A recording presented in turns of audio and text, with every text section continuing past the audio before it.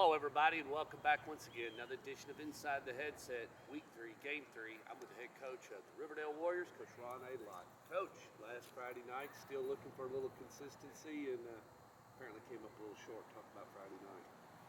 Well, I mean, you lay the ball on the field 5 times. You penalize as many times as we are. Obviously, we're a pretty sloppy football team right now. So, we try to go back to work and hammer some things out. It's this group has just been a little, it's hard to get them to understand that practice is where you correct mistakes. It don't happen on Friday night. So, you can't go on stage and then start to practice the song. You've got to be ready.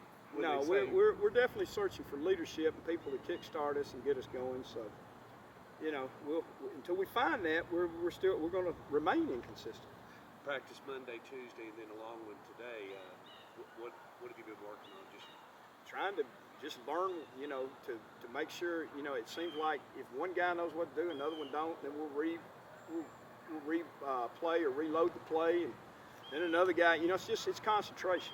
Right now it's concentration and having the ability to fight through a little bit of fatigue and heat and that type of thing. And this group has yet to find that throttle. Do you find that it's harder now than it was in the past to keep their attention and correct it, or is it just today's kids? Well, I mean, it tends to go with each group of kids. I mean, I'm not going to lie. I think today's kids are a little bit more difficult in that, it's an automated world, and, they don't get outside much, and heat does bring them down. And, we're given everything in this society, so it's hard to give yourself as a team member sometimes, but I think it depends on your group of kids too, and again, groups with great leaders, you're going to have leaders whether they're good or bad, right.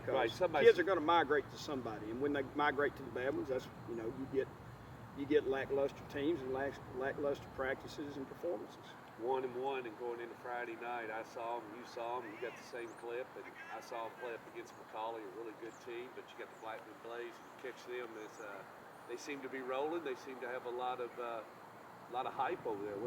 Well, they got a lot of bodies, and they're doing a good job. And obviously, they beat a McCallie team. I think it was beaten up a little bit, but nonetheless, that's a big win for them. We'll definitely have our hands full. But I'm more concerned about Riverdale than I am Blackman at this point.